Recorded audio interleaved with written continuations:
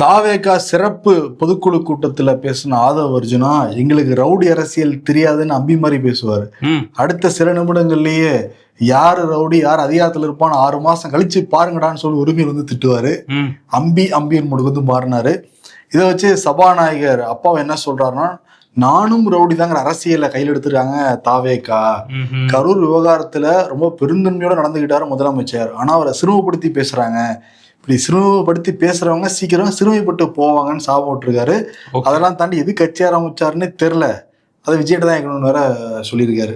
கேட்பாரா அவரே இல்லை பத்திரிகையாளர்களை சொல்றாரு போல. சரி, ஓகே. இப்போ வந்து என்னன்னா, அந்த கரூர் துயர சம்பவத்தை ஒட்டி உயர்நீதிமன்றத்தில் வழக்கெல்லாம் போட்டிருந்தாங்க. பொதுக்கூட்டங்களுக்கு ஒரு நெறிமுறை வகுக்கணும்னு. அதில் அரசுகிட்டையும் பரிந்துரைகள் கேட்டிருந்தாங்க.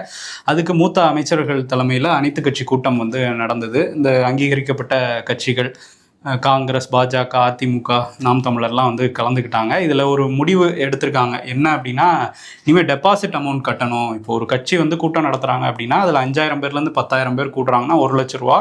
அதுக்கு அடுத்தடுத்த கேட்டகரிஸ்க்கு பணம் கொடுத்துருக்காங்க, இவ்வளோ கட்டணும் அப்படின்ட்டு.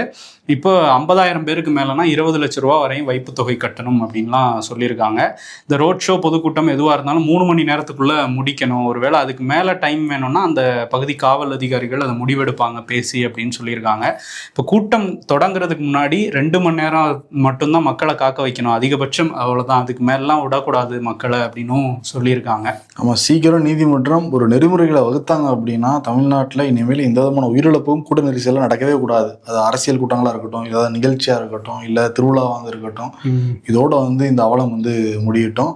இந்த கூட்டத்துக்கு போன எதிர்கட்சி சேர்ந்த ஜெயக்குமார் என்ன சொல்றாரு அப்படின்னா, பாருங்க, நாங்க ஆளுங்கட்சியா இருந்தப்ப அரசியல் கூட்டங்களுக்கு எந்த கட்சி கேட்டாலும் அனுமதி நாங்க கொடுப்போம், பந்தாலாம் பண்ண மாட்டோம். ஆனா ஒவ்வொரு டைமும் நாங்க அனுமதி வாங்குறதுக்கு பாவியா இருந்திருக்காங்க போல.